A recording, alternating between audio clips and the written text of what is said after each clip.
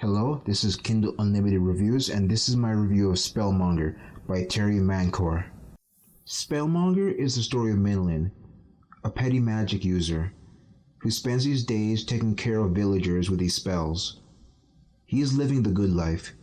He is interested in a pretty widow, is friends with the local lord, and the villagers are grateful for his help. It's a peaceful, quiet life, until the goblins attacked. He is now finding himself at the heart of a massive attack by an entire goblin horde. This is a story of his struggles trying to save the people of the Boval Valley.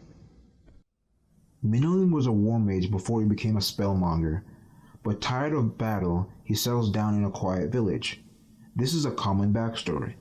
It's okay though, because he's not a secret prince, nor was he the best war mage or anything like that.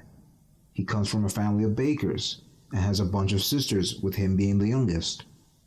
He went to a magic school where he eventually trained as a war mage.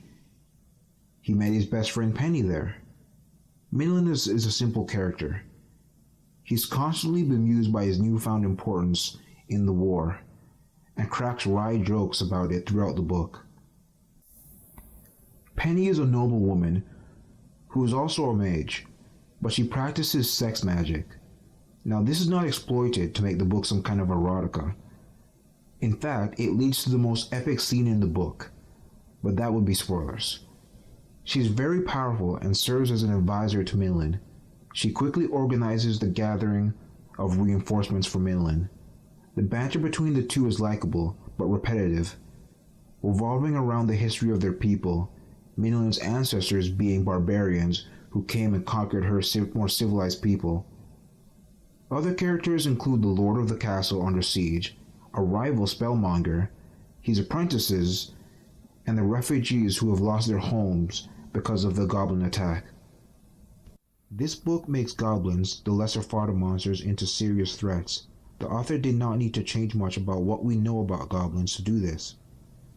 It takes what we know about goblins and draws natural conclusions from that. There are lots of goblins. They can and will eat anyone or anything, are vicious, and live in extreme conditions. This makes a formidable army, and soon everybody is taking them seriously as they rampage across the mountain valley. This book also reads like a history textbook, but much more fun. Author clearly knows what he is talking about when it comes to the medieval period.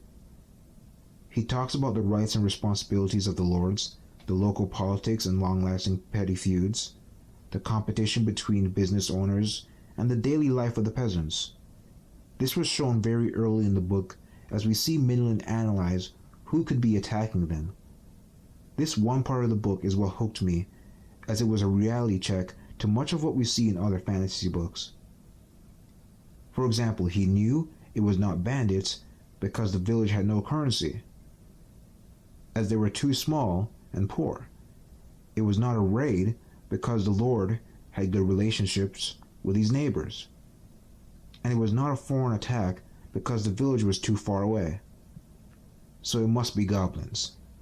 This will resonate with readers who are always confused on what bandits could gain from stealing from people who probably had nothing and going great distances to do so. They probably consumed more food on the way there than they could steal.